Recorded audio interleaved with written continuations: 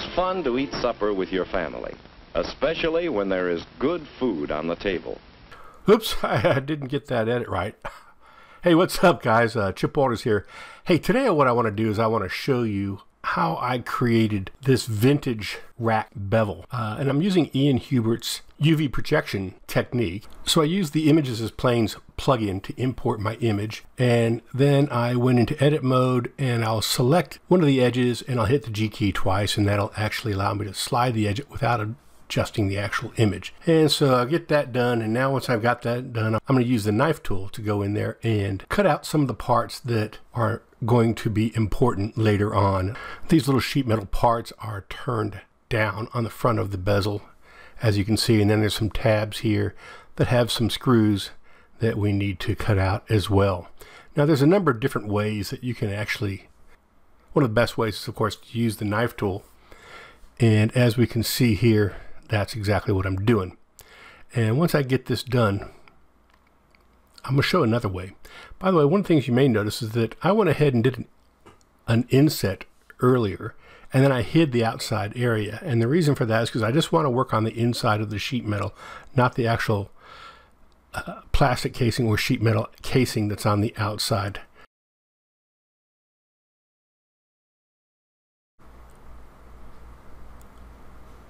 Sometimes the knife tool gets confused, especially when you're using C to constrain. So now that that's done, I'm going to show you another way that I use to create a lot of detail on this face and keep the UV maps intact. And that is, I'm creating a brand new object, and here's a circle, and I know I'm going to need a circle because I have circular elements on the front. So I'll take that circle and I'll go into edit mode, and I'm going to make it kind of coarse. It's only 12 sides because it doesn't need to be that strong. This is not going to be an object that we do close-up renders of. So once we get this done, you can see now I'm trying to figure out the shading, and what I want to be able to do is I want to set up a shader so I can see through that circle in the Look Dev viewing mode. And so as I start moving it around, I'm starting to recognize that my transparency mode just isn't working correctly. And so here I am trying to figure that out using the principled shader, and really didn't do very well. So I went back in and I applied a transparency shader, and it made it almost too transparent. As you can see there, I need to do and turn on the alpha blend mode for the material. And so I added a little color to it, and I think it worked okay. And now I'm going to go ahead and I'm just basically tracing over these while I'm in the front projection mode, no perspective turned on. And so I'll just keep selecting these and duplicating them and scaling them and moving them around. And so the goal is to do this for all of the controls that are actually going to be sticking out of the front or going into the front.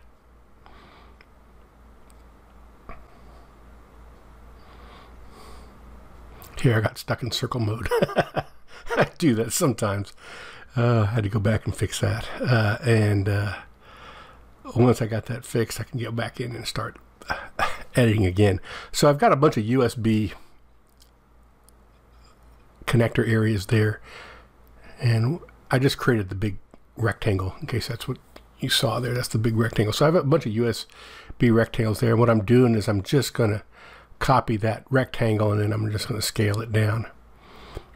And the way I typically can do the first one is I always copy a vertex, and then I'll extrude that vertex along one axis, and then I'll select that edge and extrude it along the other axis, and that'll give me my rectangle. Here I am, I'm going ahead and I'm putting the holes in for all the USB connectors, and then I'll add little positive things that are going to stick out also. I'm going to stick those in there too. So again, remember that I am editing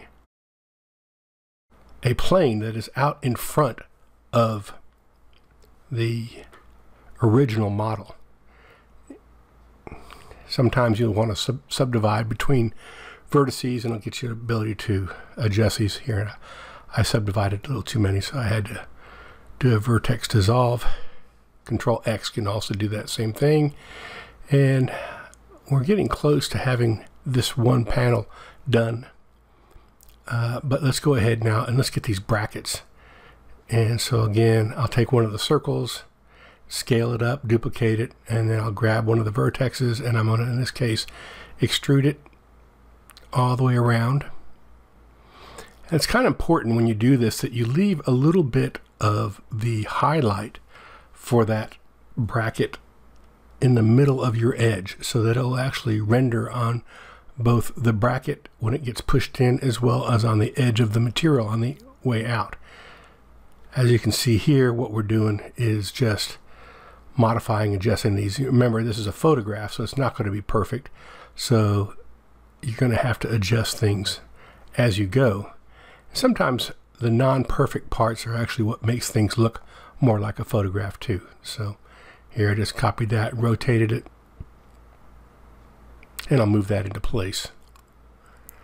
Just like that. I decided not to do all the little vents.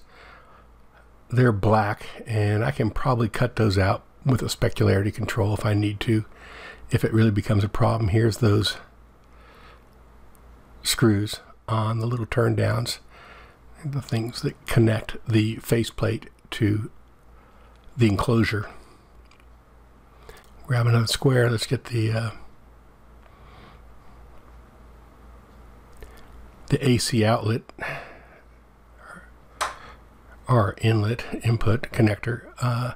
One thing I forgot to do is I forgot to actually put little squares around the actual connectors, the connectors that come out, so I'll have to do that later. There I just added a very crude bevel. Try not to add too many bevels, but when they're big, it's probably not a bad idea. Here's a switch. I know that the actual switch plate on the outside is not really, it's not that far off, but I know the switch sticks out, so I added a bevel, and I'm going to add this little crease right down there, and I'll show you how we work that later. Do a quick save using Power Save, which, by the way, I think is a great add-on if you haven't seen it. So there you can see that is our two objects. So now we're getting ready to knife project, and I'm looking at this little circle, and I think I might be getting a problem with this area right there. But anyway, I just say, what the heck, I'll go ahead and knife project and see what happens. So we go down, we select the first object and the second object, and we do a knife project. And then we hide our object that we knife projected. And now I'm looking at this, and I'm trying to check it to make sure everything looks right. I need to unhide the geometry that I had hidden. And you can see right now that, yeah, the only thing that came out was that one circle. So I need to go ahead and actually manually draw this in, as opposed to try and re-knife project it. And that's what I do. I know it's not a perfect circle, but what the heck, it's close.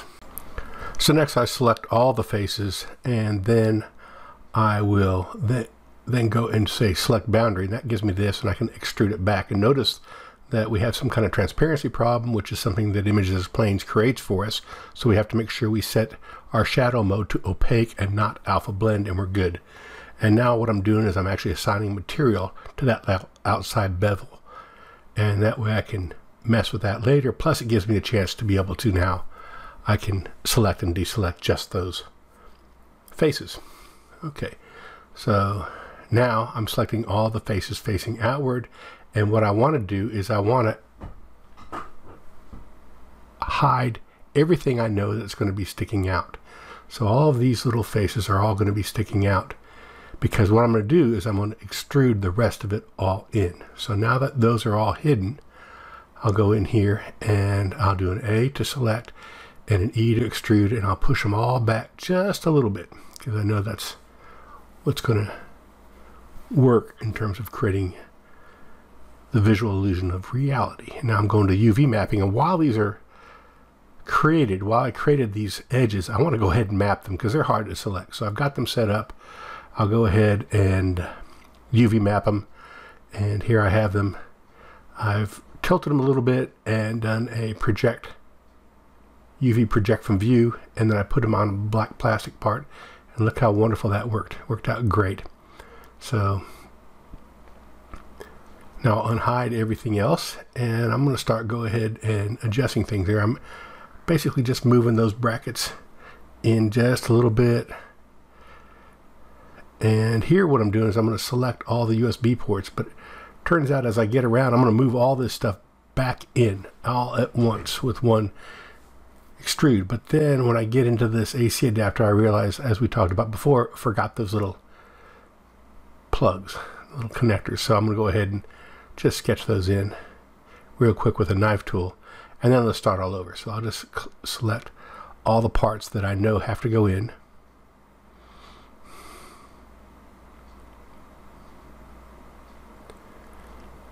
And with it turned at an angle, I'm going to extrude it back in some, and that works really good. And now I'm going to come and select parts that I know need to come out.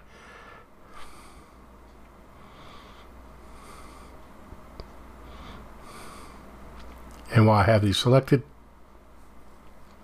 I should have used select edge boundary, because notice I did bevel those little audio connectors, so that didn't work out well, but I'll show you. We do get smart about that a little bit later on. Here I am taking that power switch and just adjusting it, making sure that it comes out and looks like a power switch. Now I'm going to grab all these parts that are at the same level as the face, and now I'm adjusting these little DB or DIN connectors, and you can see it's basically you're walking around pushing, pulling different things as you go. There I'm going to add a few little bevels on there because I know I have bevels, but notice when I did that I got some really funky stuff. So what I'm going to do is I'm going to draw an edge in here across there and make sure it connects everything, and then I'll go in and I'm going to dissolve all of these edges, and that will give me a chance to create a good bevel here. And there you go. So we're getting along pretty well here. I'm moving it up so it sits on the ground. I'll turn on my plane, make sure that looks good. Trying to get a view of what this might be. And I got to turn on gaffer, my gaffer collection up there, and smooth everything out and go in and adjust the auto smooth and the normals.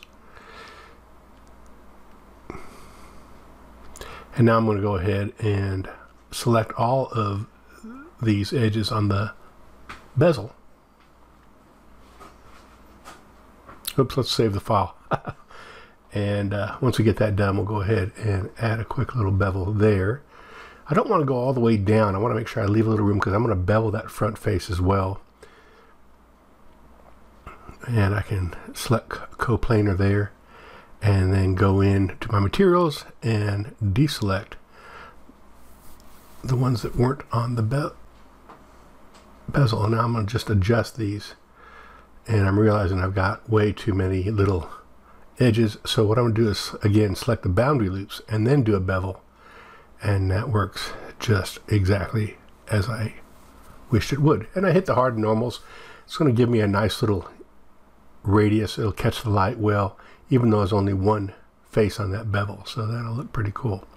Now I'm going to go in and I'm going to actually adjust the material. So I have a material that comes with my EV material package, which is a plastic material, and I'm looking at this. It's kind of a structural foam texture, and as such I'm going to go in here and adjust the color. I've basically hooked it up as an object cube map and then added some color. And I don't need to get too fancy with this, but I am going to add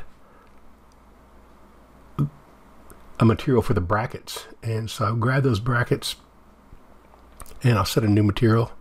I'm calling it steel brackets.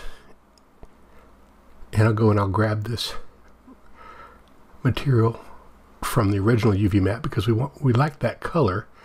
And then I'll mix it with the scratched metal from my EV collection, and by mixing it I have the ability to go ahead now and adjust how much I want from one material to the other. Now I'm going to set up a quick render to kind of get a feel for what we're looking at and where we're at this point. So now most of the modeling is actually complete. The next part here, we're going to set up a render and some lighting, and then we're going to actually use QuickShot to do an animation for us. Here's a quick render. I added that little light so I could get some reflection on the metal brackets there. So I'm going to also add this little dirty note. I like the bezel is just a little bit too clean. So I've grabbed that dirty node and oops, put it in the wrong material. So let's put it in the right material on the bezel. And wow, that's really dirty. And I realize that it's going in the wrong direction. That's because I never did change the orientations and reset it. Images as planes always brings things in at 90 degrees. So Control A and set the rotation. And now I'm going to kind of do a poor man's color correction with the use curves in the EV settings, and it really just didn't work at all. And so I'm adding some principled volume to the world to give us a little bit of a depth, and adjusting that depth in the volumetrics part of Eevee in the start area. And that didn't work that well either. I played around with it a lot and just didn't come up with something that I particularly cared for. So as I keep playing around with this, I find that I just need to add some more roughness control to that bezel material. I kind of want it to be a little shinier, but not really shiny, and need to set it up that way by using a color ramp. There we go. So that looks a little better. Kind of like that, although it's a little dirty at the bottom. We'll fix that later using my dirty up node group. Now I'm going to go in. I'm going to make a couple minor adjustments. I really didn't do a good job of radiusing this part, and I think I needed to. So I'm going to take these faces, I'm going to radius, put a bevel on all of those.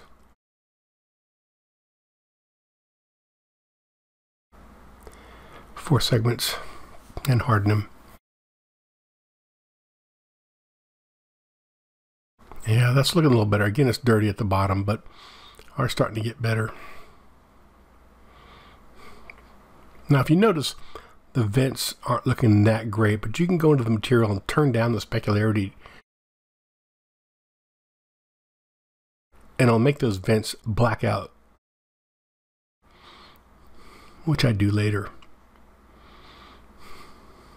Here I am playing again more with the volumetric rendering, trying to get something that's going to work. I've added an array modifier to get me 3 of these things. Now I'm setting up for QuickShot, so I'll go ahead and use the dope sheet and the shader editor, and I'll go into QuickShot.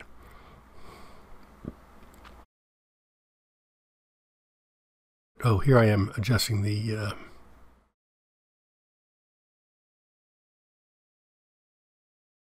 I adjusted the depth of field of the first shot 1 camera. So you add a shot, you put the endpoint, set your camera in lock rot, and then we set the out point, and we can set the motion to be linear or kind of an ease in spline motion. And this is the second shot, and it's going to look down and kind of travel down on it. So we'll set that up and lock right. There's a second shot like that. Second shot's a little too fast. And I'm having to adjust some of the materials here.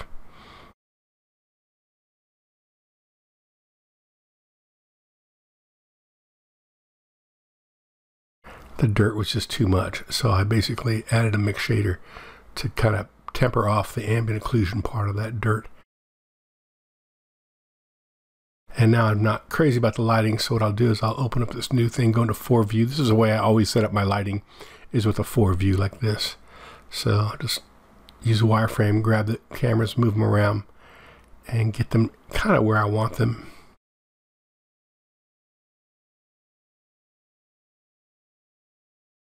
And then I'll adjust the filmic contrast.